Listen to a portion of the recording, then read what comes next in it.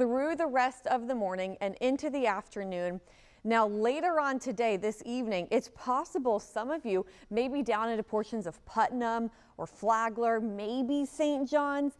You could get a break with a peak of sunshine here and there. I do think we're going to stick with the cloud cover for places like Duval, Nassau, and up through southeast Georgia.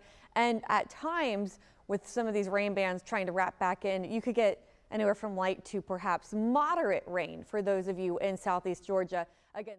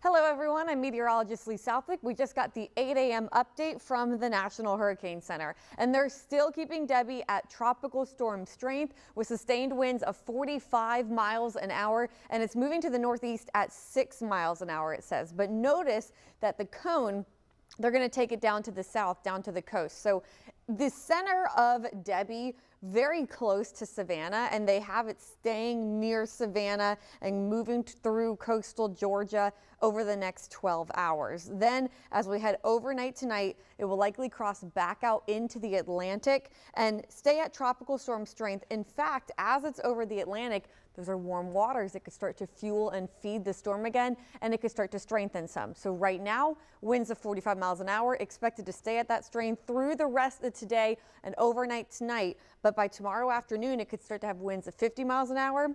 And then by overnight Wednesday night into Thursday morning, winds of 60 miles an hour. From there, it's forecast to move back on shore for coastal South Carolina, mainly near, this looks like it's north of Charleston, in between the Charleston and Myrtle Beach area, or right around the Charleston area. And then it will start to move inland through South Carolina, through North Carolina. A lot of uncertainty on exactly where the center will be here. It could be anywhere from eastern North Carolina to western North Carolina, and eventually it will of course weaken over land, and then the remnants will pass through places like Philadelphia, New York, and Boston. So here's a look at where we have Debby right now, and again, it's bringing a light shower activity to parts of the first coast. The heavier rain, the worst of the rain, moving through the Charleston area and then up towards the Myrtle Beach area. Now it looks like a little bit heavier rain, and that band eventually wrapping into places like Columbia and then back down through portions of Georgia.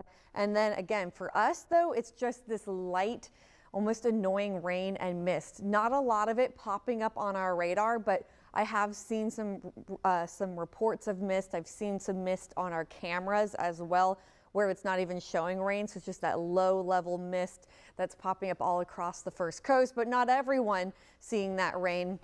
We do have some more steady light rain showers passing through Jacksonville, up through Fernandina Beach as well. And then it looks like a little bit more about to head down into places like Columbia County, but it's nothing too significant, nothing heavy.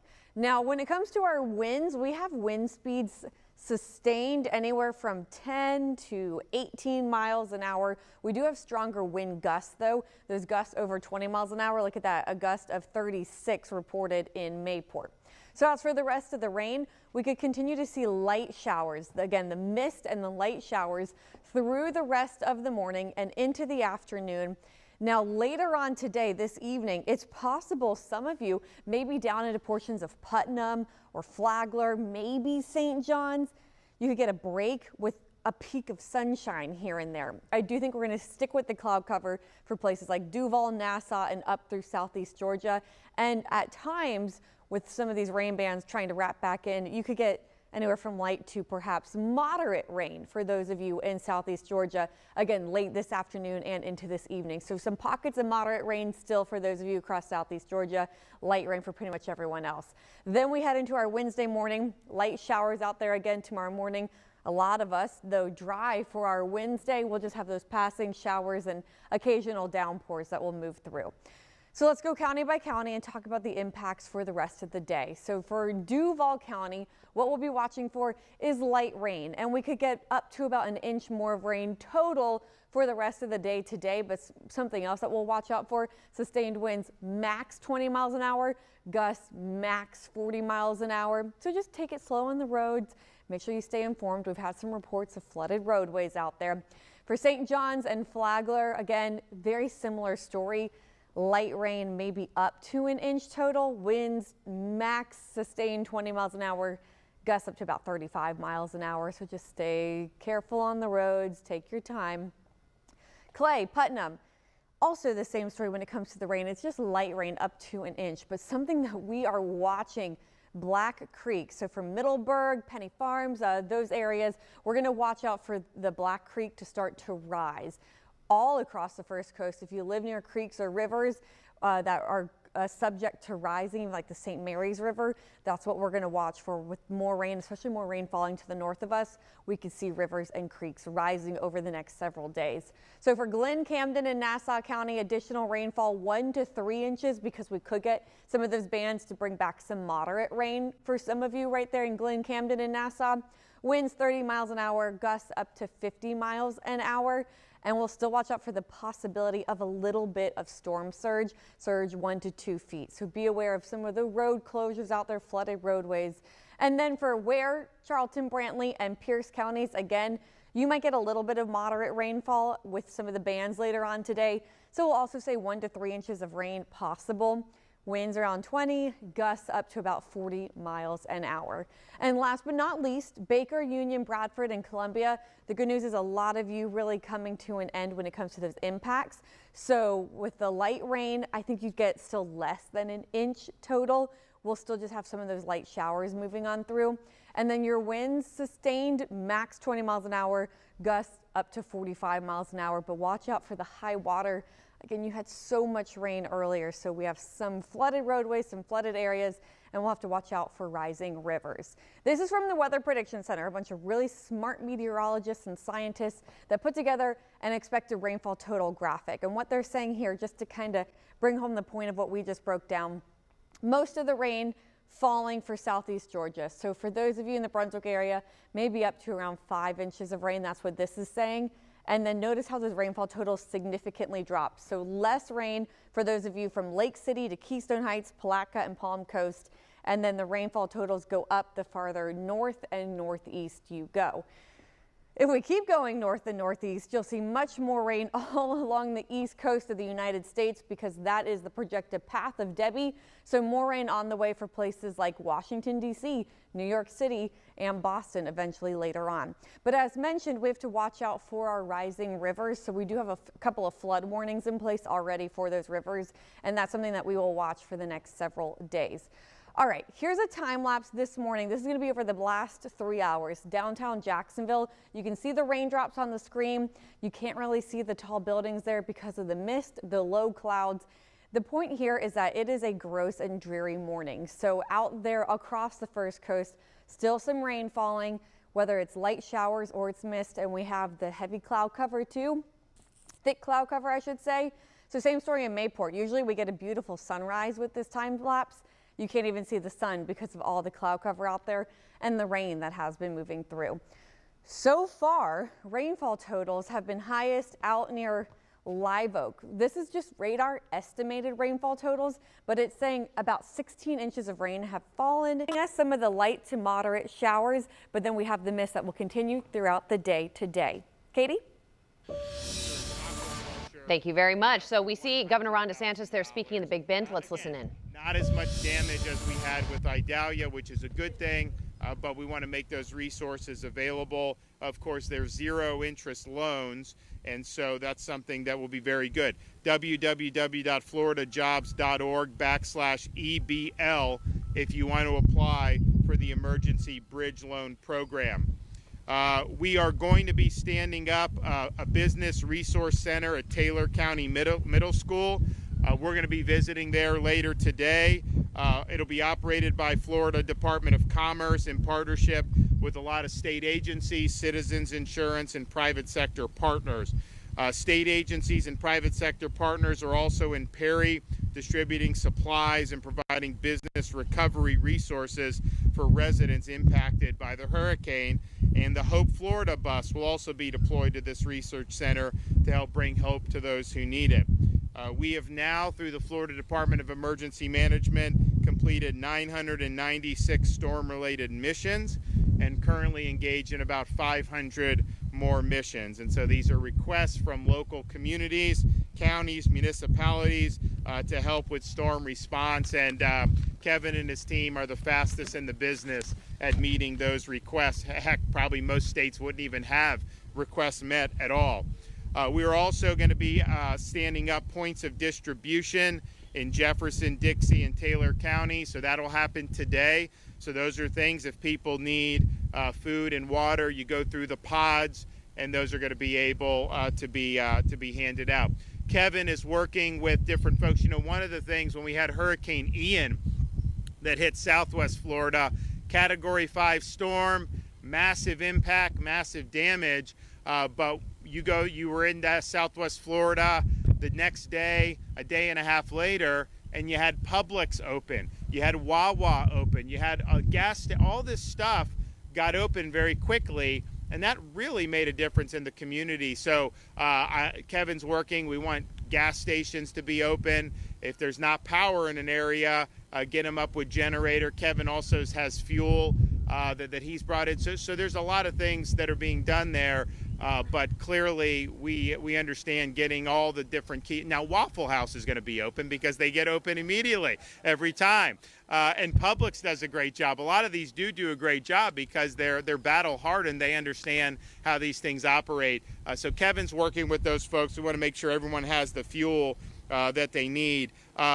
FDOT, we had big impacts in Sarasota, Bradenton from flooding. That is still ongoing. We are going to see more flooding in northern Florida. These things take time as the water comes down. You're going to see these rivers rise. You're going to see the tributaries rise. That's just inevitable. How much, we'll see, but we are definitely prepared for that. But on that west coast of Florida, you had port closures. Now all ports open. Manatee, Tampa, St. Pete seaports are open. All airports are open. Sunshine Skyway Bridge is back open. We have, if you want information on up-to-date road closures in your area, go to fl511.com. You may see, and particularly in North Florida, you may see some roads that will become flooded as rivers rise in the ensuing days. That's definitely possible. So check this out. Because it may be that it's not flooded today and it could be flooded tomorrow. That is definitely possible, particularly in some of the areas that we're talking about where some of the bridges are low-lying, some of these other ramps are low-lying. So please take precautions. Since the storm hit, and look, we count anything, so maybe the storm didn't cause, but we had a traffic fatality in Dixie, killing 2 people. An 18-wheeler in Hillsborough County. The driver was deceased there. The roads can be hazardous when they're underwater. Don't try to drive through that. Take proper precautions. We had, after Idalia, certain programs that the federal government agreed to do, and this is kind of part of how this stuff works. There's certain roles that FEMA plays, certain roles that the state plays. I can tell you, since I've been governor, we are way more proactive than any other state. We fill gaps. When the federal government drags its feet on stuff, we'll fill gaps. We did it with housing after Hurricane Ian, where we took on the mission. We're doing other things with giving states, we float money because the federal bureaucracy can take a long time to be able to do. So we're doing more than any other state ever has. At the same time, it's like, okay, they need money in this disaster fund that they have, and it's not there. They're playing politics. Some people don't want to do money to help victims of natural disaster in our own country because they want more money for things like Ukraine and things halfway around the world. And I think they need to stop playing politics with it and just get it done. I don't know what the needs are going to be at this point, but I know there's still needs from Hurricane Idalia, and those need to be met. And we want to work with Congress to make sure that they do. So I appreciate all the hard work that everyone's put in.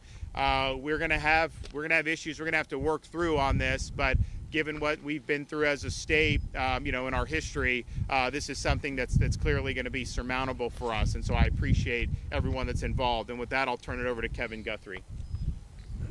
Thank you, Governor.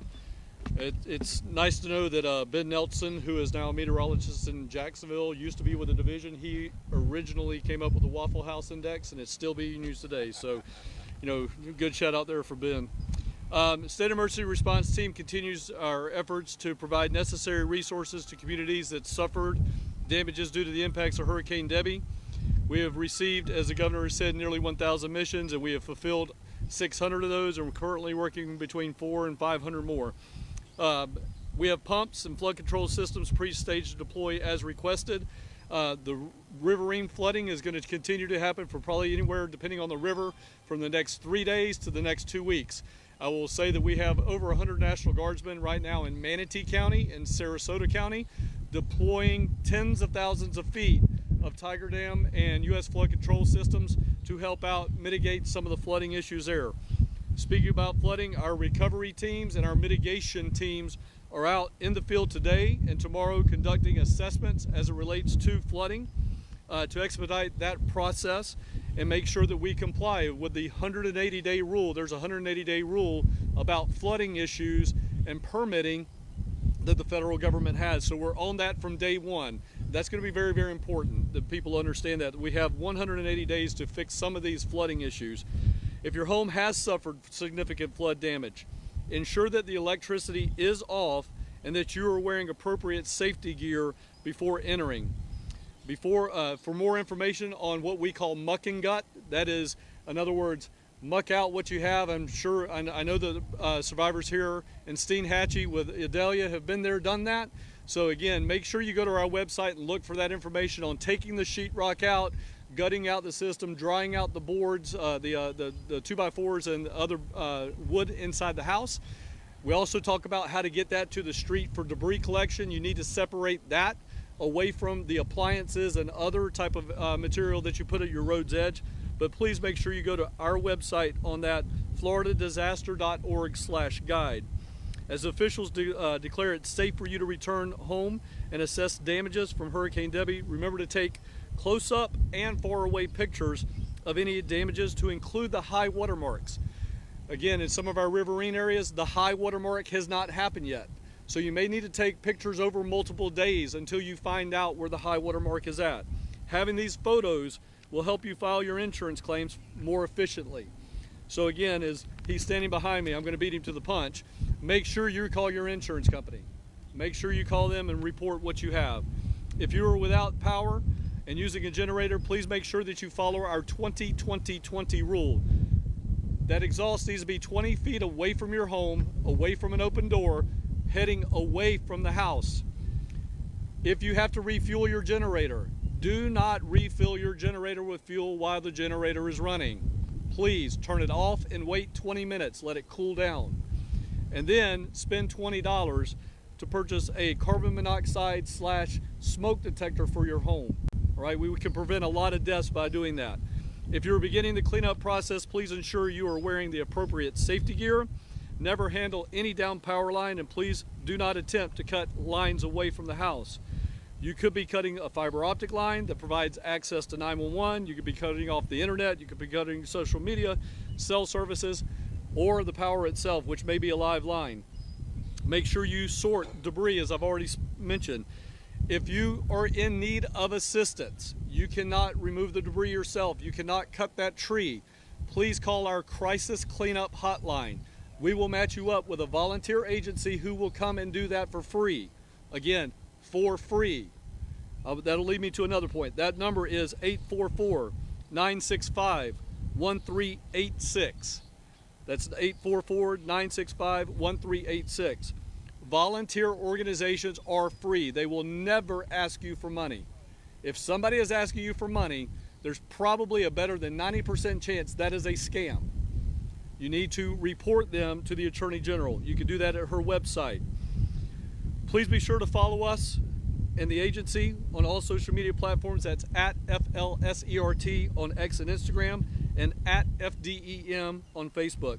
Governor, always thank you for your leadership and your support as we continue to help out Floridians. Great. So we'll be, working. We'll be monitoring. I know Kevin's going to go down to Bradenton, Sarasota area and look. We definitely saw very high water rise very quickly there, and we are bracing for more that's going to happen in north central Florida. There's just a lot of water. When it dumps in southern Georgia, it makes its way down to us, but we've got people bouncing back, whether it's a Publix, Waffle House. I mean, Waffle House, I think it was like literally the next morning after Ian, they were just cranking away. We were helping out, and it's I used to do the waffles at home. I'd get the Waffle House. They got really good batter you can get, and we do it, and my kids loved it. I was like the hero for doing it. Well, finally I was like, why don't I take you to a Waffle House? Okay. So this is in the last 6 months we started going in person, and they will get a waffle with chocolate chips and whipped cream, and Madison and Mason will eat that entire thing. And then Mamie, she'll just eat the chips off the waffle. She doesn't eat the waffle. I said, Mamie, it's Waffle House. The waffle's good. You need to do it. But she'll just sit there and eat the chocolate chips. But they're big fans of Waffle House. And now they're asking me if there's other places like that. And so maybe we'll have to go to International House of Pancakes at some point to be able to beat their needs. But it's been really good for the community when these businesses are able to get back open very, very quickly, and we appreciate it. I'll take some questions in a minute, but just first let me offer some comments about Kamala Harris picking the governor of Minnesota, Tim Walz, to be the vice president. We all remember the BLM riots of 2020 in Minneapolis.